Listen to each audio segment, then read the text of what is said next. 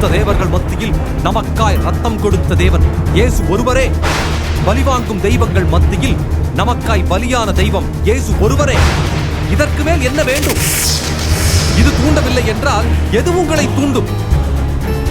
நீங்கள் அழகு குத்த தேவையில்லை, உங்கள் அங்க பிரதட்சணம் தேவையில்லை, சடங்கு எதுவும் தேவையில்லை, உங்கள் சம்பள பணம் தேவையில்லை, திசை பார்க்க தேவையில்லை, தூர பயணம் தேவையில்லை, மந்திரம் சொல்ல தேவையில்லை, மணி அடிக்க தேவையில்லை, சிலை வழிபட தேவையில்லை, மலை வழிபட தேவையில்லை, தூதர்களும் தேவையில்லை, புனித மாதர்களும் தேவையில்லை. தேவர்கள் என்று திரியும் பலர் ஒரு நாள் மண்ணுக்கு திரும்பியவர்.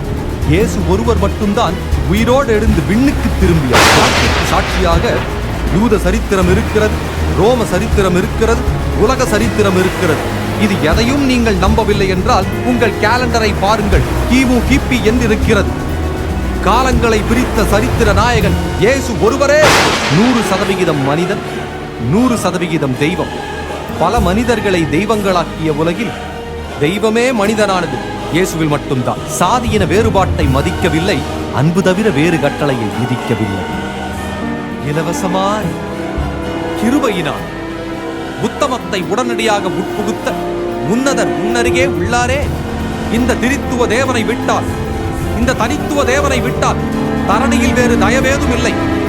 தயாபரன் இயேசுவிடம் வா வா வந்துவிடு.